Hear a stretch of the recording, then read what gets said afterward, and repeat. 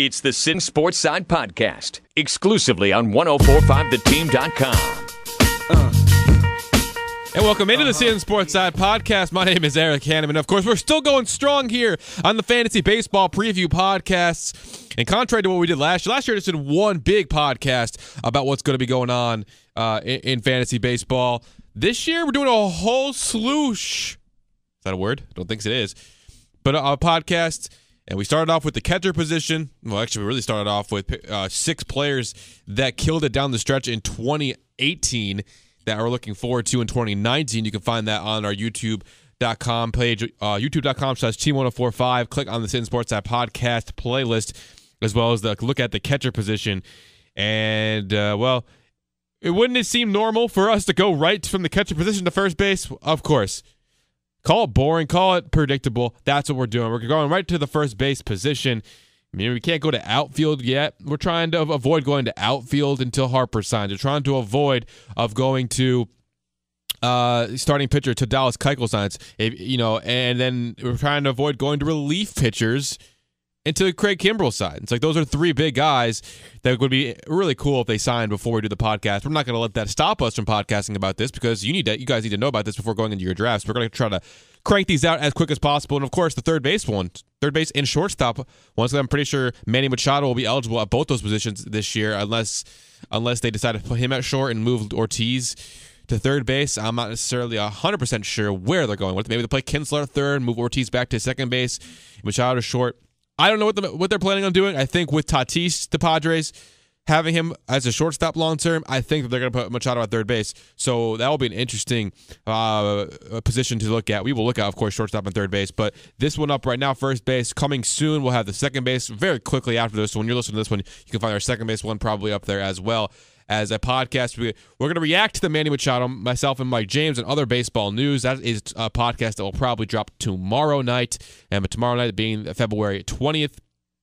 And last but not least, let's look at other podcasts coming soon, as well as the other fantasy look at. We're going to do fantasy lookouts throughout the season as well.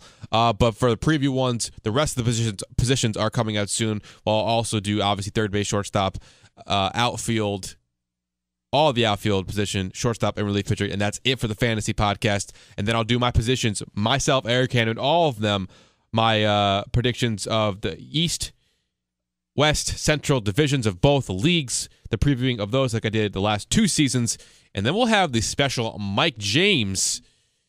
He's part of the Sittin Sportside podcast. He's half of the Sittin Sportside podcast, but the Mike James preview podcast, that will be me and him going together, and we'll mainly focus on Mike James' predictions. You'll hear me on my predictions enough. You'll hear my voice enough if you listen to all of them, but we'll get together and do a final preview of the MLB season, myself and Mike James, where you'll get all Mike James thoughts on this. You can find Mike James on Twitter at Mike James1045. You can find me on Twitter at EricH1045 and ask us any fantasy questions, especially me, and baseball questions.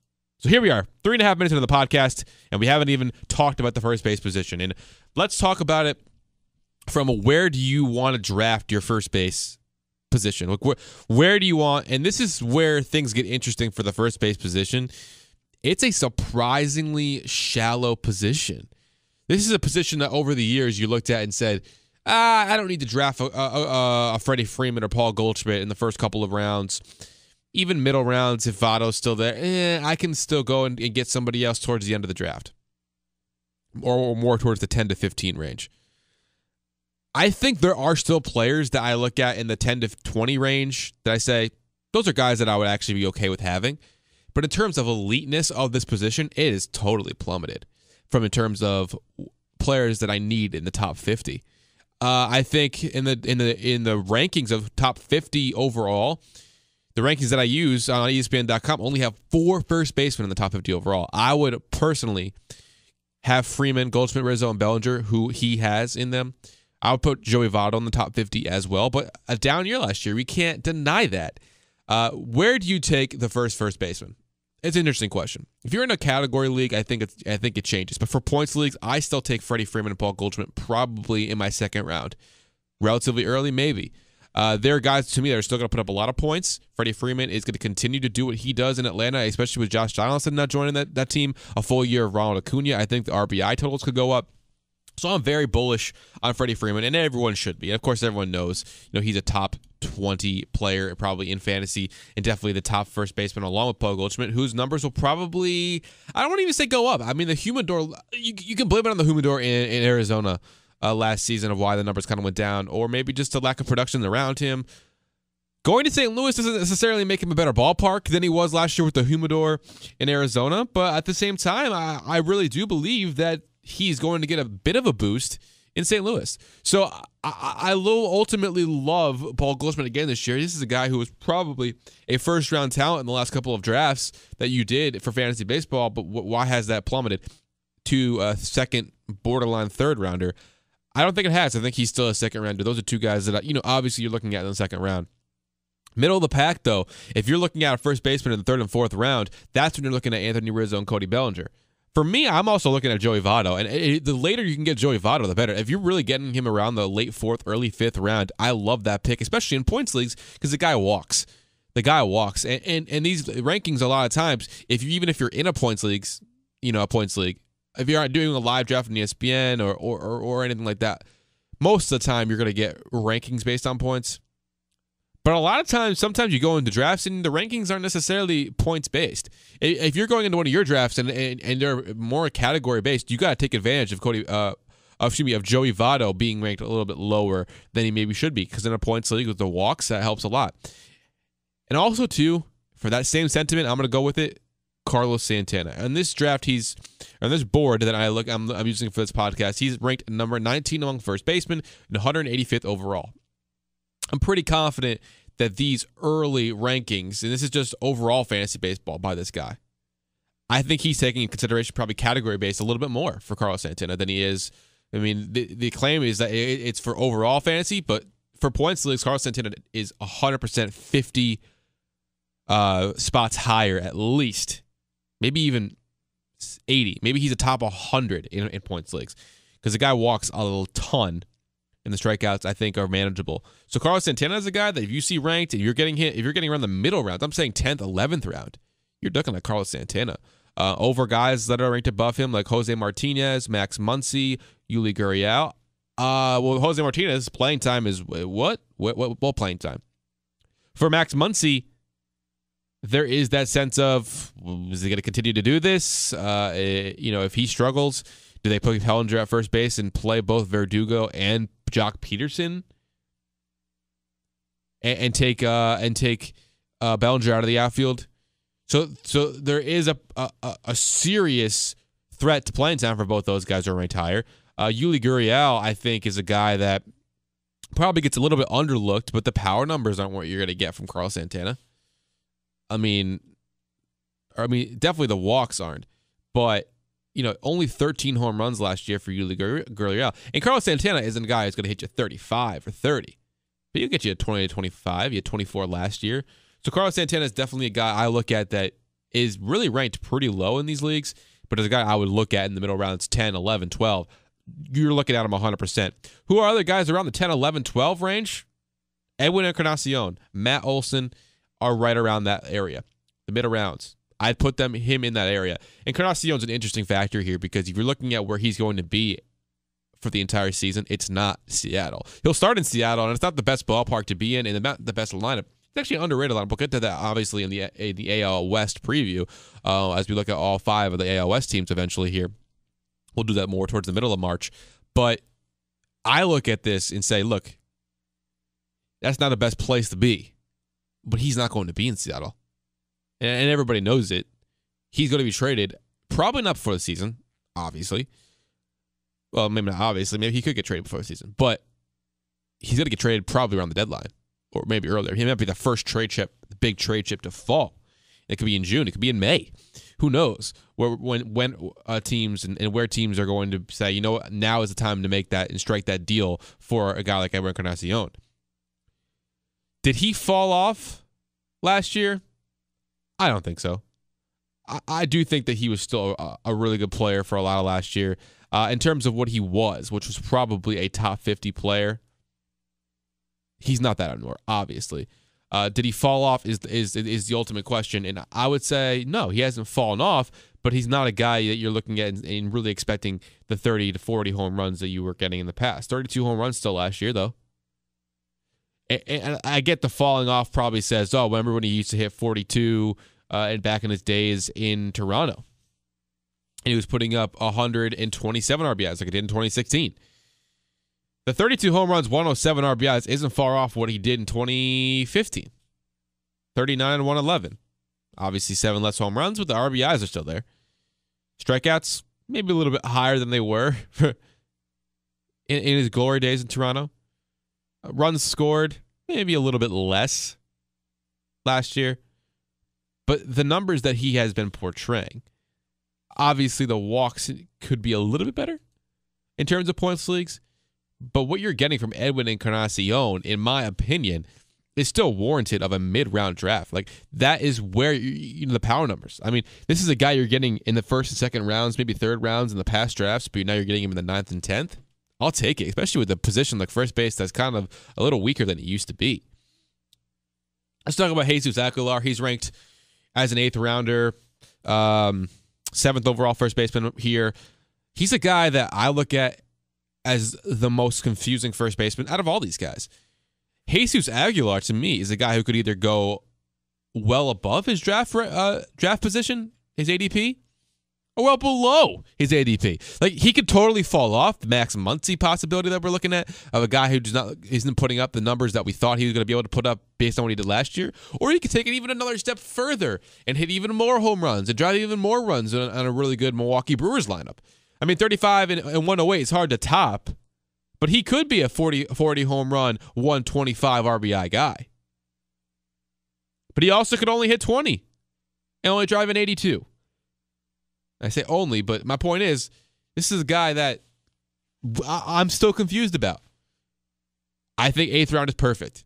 That's a perfect time to, you know what? This guy has a lot of ceiling. Hopefully his floor isn't too low, but it kind of is. Look, you had to put together 2 seasons before I can literally fully go on board. So that's why I kind of halt a little bit around Jesus Aguilar. If he's there with Matt Carpenter and Jose Abreu, I think I probably take Aguilar 3rd out of those 3. I think Abreu, with obviously not getting Machado and that lineup still being a little bit weaker, maybe you take him over J.A. Aguilar, like the J.A.'s, the initials. Maybe you take Aguilar over Abreu. But ultimately, average-wise and consistency of what Jose Abreu has been, I probably would lean Abreu for personal reasons because he hits around more 300. Not last season, but in this past, he's hitting more around 300 and can still drive in 100 runs and 25 to 30 home runs on not a great lineup. That's impressive to me. And the floor is higher, in my opinion, than Aguilar. But then again, Aguilar has been very good. Was very good last year and could really take off based on that. And let's talk briefly on Carpenter before we move on to some of the deep sleepers here. Deep sleepers or just regular sleepers? Maybe we'll talk about both. Maybe we'll have a different clarification of what is what. But Matt Carpenter, to me, was a lot of people looked at him and said he was in the MVP conversation last year, and he 100% was. But that was probably one of the most frustrating seasons I think I've ever been a part of. I had him after. So just to give my personal experience on this one, I traded for him in his slump because he was abysmal. Let's not sugarcoat this. He was abysmal for the first 2 months of last year. Abysmal.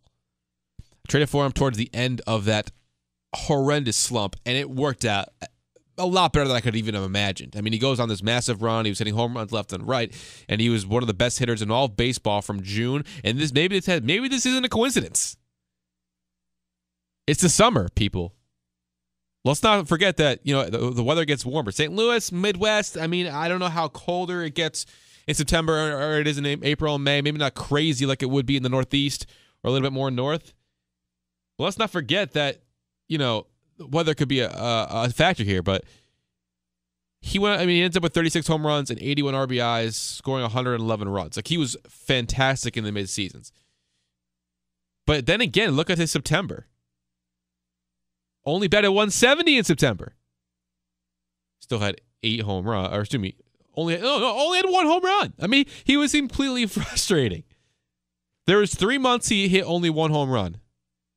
If you count March, which was only 8 ABs, so I can't count that. But my point is, April, 1 home run, batted 145. September, 1 home run, batted 170. He was abysmal, bookended abysmal. In between, though, June, July, August. 8, 11, and 9 home runs, respectively. Batted 313, 333, and then 262. Started falling off a little towards the end of August. So, look, this is a guy that was very frustrating on last year, but he had a historical stretches in the middle of the season. He was doing amazing things. But that's your buyer beware on Matt Carpenter of, this is a guy who could stink for you in a very important part of your playoff race or in the playoffs. So just keep that in mind. Let's get to the deep sleepers. I guess we'll go sleepers first. Deep sleepers will be the usual non-drafted area, I guess. I'll go 20 to 25. No, 20 to 27 rounds, which there's not usually 27 rounds. So that's perfect. These are just regular sleepers. Josh Bell still being ranked at 205. I feel like he's already had his coming out party for a long time. I would look at Josh Bell and say, look, this is a guy that's being ranked low. I would take a chance on him every single time, especially in points leagues. Look, this is a guy that continues to have to prove year after year that, he's here to play. I would argue that his breakout season was in 2017, but he continues kind of in my opinion, to be undervalued, and I guess rightfully so. I mean, last year he only hit 12 home runs. The average still hung around 260, and overall, it's not like the walks were getting crazy numbers, but 77 is respectable. But I get the reason of why you look at him and say, you know what, maybe he hasn't fully arrived yet. There needs to be another breakout before you move him up the rankings. Fine. But he's still a guy that's, if he's hanging out around the 20th round, I'm 100% taking a chance on.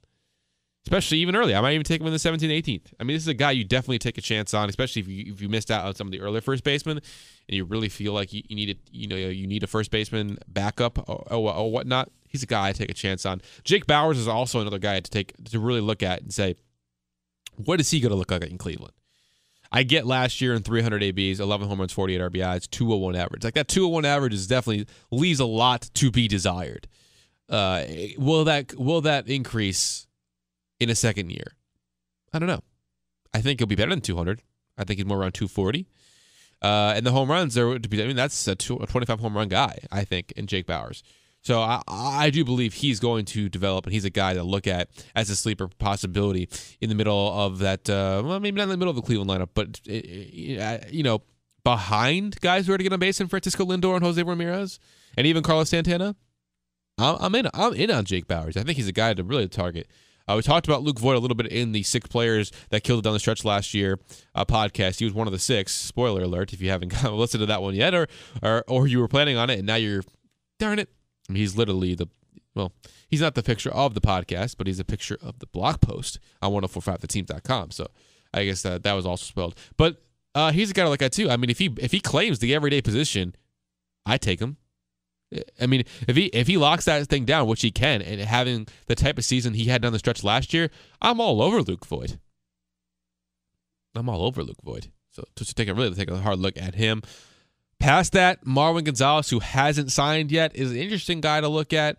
I don't necessarily pick him, but for any other reason other than versatility and the potential to if he gets everyday playing time. You can put him anywhere you want and get decent value for him. So I would take a look at him. Possibility, like I said, versatility, that's huge, especially if you get him around really late in the draft. Jay Bruce is a guy who's very low here, who has first base eligibility, who doesn't necessarily have a path to everyday playing time in Seattle, surprisingly. But if he does, he's a guy that you can get really late who probably can put up some decent power numbers for you.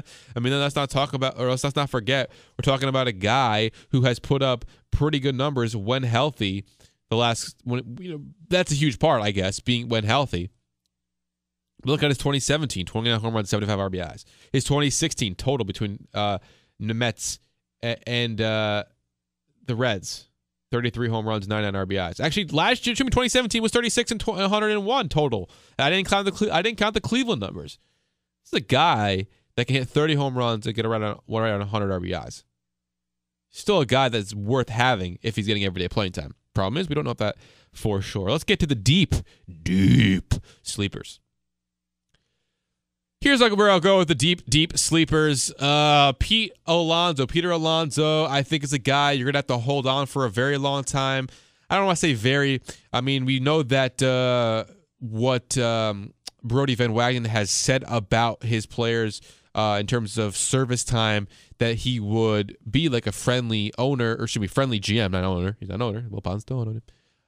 But a friendly GM, if he understands, because he's been an agent, that you want to get these players as quick as possible. Like, he wouldn't even care about service time. I think it's all nice and good, Brady, but you're gonna try to hold on to it. You're on a different side of the coin now, the spectrum. You're definitely going to try to have this guy locked down as long as you can. So the service time is definitely 100%. You're going to fall into the trap of, Todd Frazier's still a good option at first base. We'll see what he can do. We'll see what our recent acquisition of J.D. Davis can do. Like, you're going to put other people ahead of him. We still have Dom Smith to evaluate. We'll put him in there. He's not going to be up at the first start of the season. As much as I love that answer of him, if he's ready to go, we're putting him in there, I'll believe it when I see it. Still got to keep an eye on. Still got to stash, because he could be that 2 week and up kind of guy, similar to what we'll talk about when we get to the third base position with Vlad Guerrero Jr. So I definitely keep my eye on him. He's a stash for sure, especially if you need a backup or you have a utility position that you could use. 100%. Take a look at him. I wouldn't hesitate to do so. Nico Goodrum of the Detroit Tigers. Not a great lineup to be in, but he's a guy that I think that could really surprise and turn some heads. He's a guy that probably won't get drafted in many standard leagues. If you're in a deeper league, he's a guy to look at late. He also has second base eligibility for the most part. I believe he will have second base, maybe even shortstop possibility, depending on what league you're in. He's played 12 times there and 10 times with third base, so he might have multi eligibility with playing that many times somewhere. I believe in ESPN it's only first and second. I could be wrong, but in a lot of leagues, only 10 will get you there, and he's gotten 10 in multiple positions. So he could be very versatile for you, and he hit 16 home runs and 16 home runs and 53 RBIs last year, 444 ABs. The average, once again, not fantastic, but if you're giving this guy a full 600 ABs, let's not forget about another guy's position, Miguel Cabrera, on this team, who will definitely be a little bit better, teammate than anyone else was there, even with the injury history that he has, and obviously that's probably not that much of a stretch because he's one of the best players of all time. He's not the same Miguel Cabrera, obviously, as he was when he was in his prime, but that'll help him out a little bit in that lineup as well. So the Tigers lineup can maybe get a little bit better, and Goodrum could be a real big boon of that success, because I really think that Goodrum could really take a step forward here. So I like him. Deep sleepers, Albert Pujols maybe. Look, he's a guy who's not really getting a lot of love, but he still can put up solid power numbers. If you're in a points leagues, that really rewards the home run. I mean, still hit 19 last year. The average is something to be desired, but at the same time, he's not putting up these crazy low numbers. The on-base percentage is staggeringly low. You would hope that a guy who's been able to put up over 400s in multiple seasons could walk a little bit better than he has been. But then again, when your skill set is down, it doesn't help. But my point is, still a guy who can put up points. He hasn't struck out insanely amount. It hurts the amount of strikeouts he has, but at the same time, nothing crazy. 65 and 465 at-bats, that's not that bad compared to what others these young bloods do. But then again, are you getting enough hits? I don't know. Total bases? I don't know. From the point leagues, I think point leagues, though, Pujols still got to keep your eye on if he's definitely available late. Last but not least, I look at some of these guys. I'm gonna rank out some guys, and I'll tell you what they all have in common. Peter O'Brien, Rowdy Tellez, Daniel Vogelbach, Ryan McMahon, Tyler Austin, Matt Adams, and Greg Bird.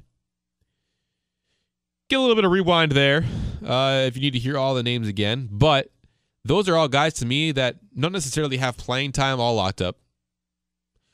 They're guys who haven't really proven much in Major League Baseball careers to show, hey, we're good players.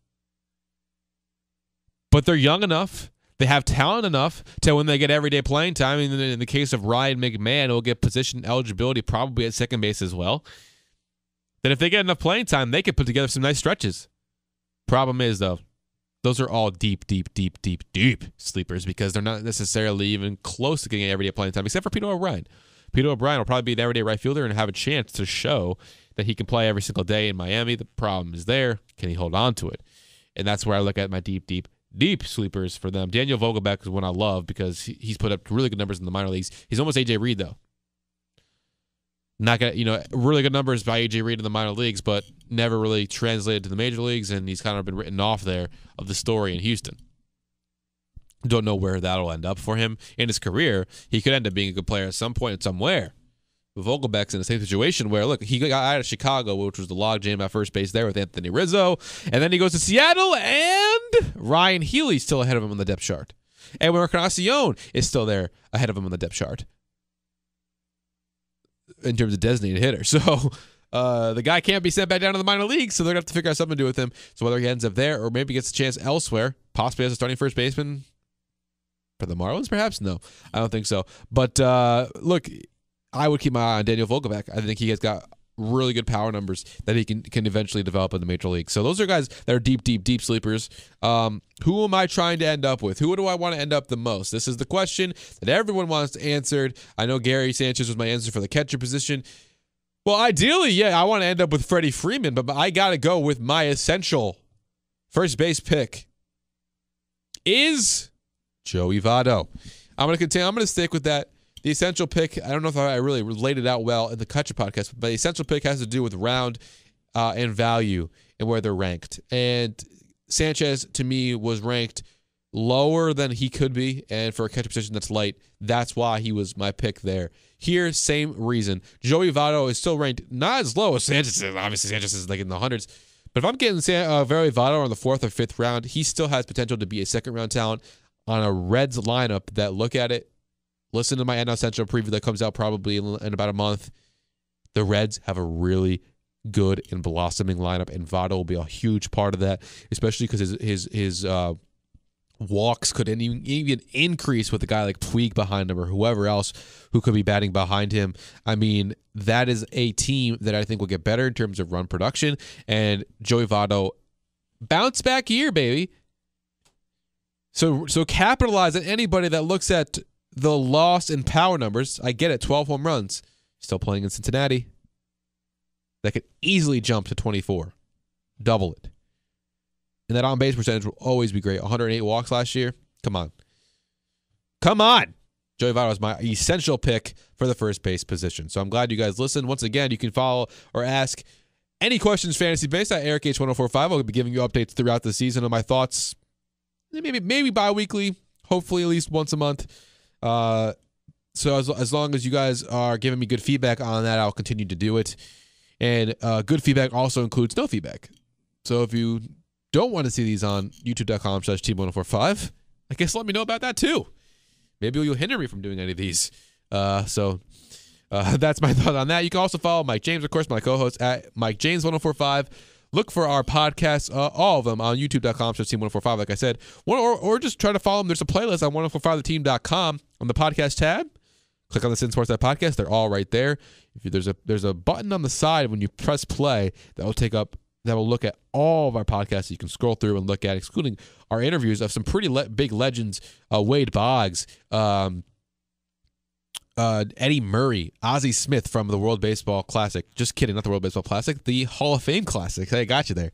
The Hall of Fame Classic, that's the last couple of seasons. If we're lucky enough to go get in this year, you'll see even some more of those interviews. So I'm looking forward to possibly doing that. But like I said, those are some cool interviews you can look up there. And that's all I really have to promote. Keep your eye on that webpage as well, because we're going to have some big podcasts coming up, including our reaction, like I said earlier in the podcast, to the Manny Machado signing, NFL free agency, Antonio Brown to the Jets, Terrence Williams a better option. We'll talk about that as well, big time, including what should the Giants do in the draft based on what they're going to do in the offseason. Lots to talk about, some good stuff there in the NFL. And 1045 The Team Sittin Sportside podcast, 1045theteam.com, Sittin Sportside podcast. First, a movie discussion podcast. That'll be up within a couple days as well on the movie Glass. Mike James and I will talk about that. And once again, if you want to say anything to us, we can find us on Twitter. So thank you for listening to this edition of the Sittin Sportside podcast. We will see you, hopefully, the next time you listen is next, because there's a bunch of other podcasts to listen to on 1045theteam.com.